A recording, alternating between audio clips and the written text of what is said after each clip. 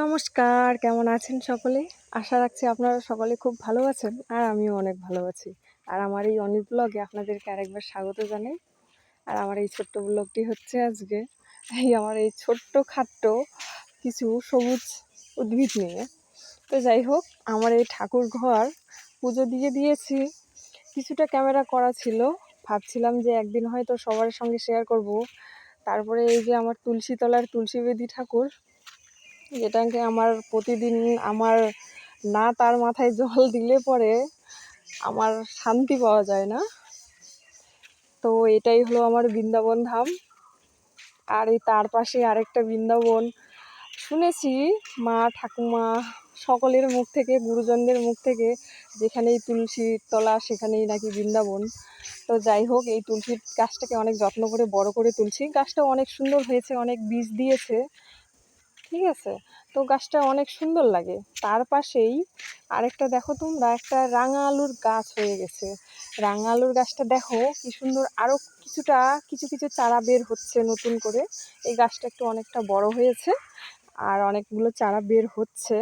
তো যাই হোক, এই গাছের পাতাগুলো যে আছে এগুলো কিন্তু আমার শাক, মানে শাক যে হয় আমার খুব ভালো লাগে। আর এটারও কিন্তু এই যে আলুটা হয়, এটা কিন্তু আমরা যে কোনো উপোস থাকলে পরে খেতে পারি। আর তার পাশে আরেকটা হয়ে গেছে ছোট্ট কচি পুঁই শাক, সাদা পুঁই শাকটা। এই সাদা পুঁই শাকটা আমাদের কিছু কিছু রাজবংশীর মধ্যে অনেক সুন্দরভাবে আমরা এটাকে তেলকা বানিয়ে খাই।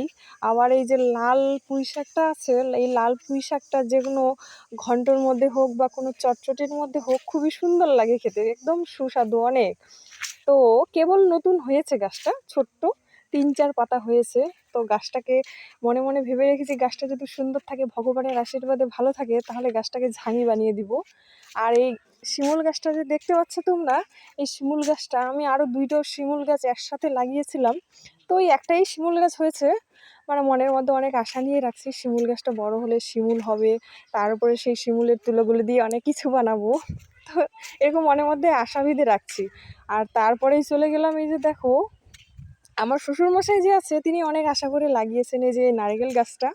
যেহেতু ভগবানের কৃপায় শ্বশুরমশাইয়ের অনেক কিছুই আছে, মানে কোনোটারই আমাদেরকে অভাবে পড়তে দেয় না। তো অভাবের মধ্যে শুধু হলো এই যে নারকেল গাছটা, মানে নারকেলের অভাব, নারকেলের নাড়ু শ্বশুরমশাই খুব ভালোবাসে।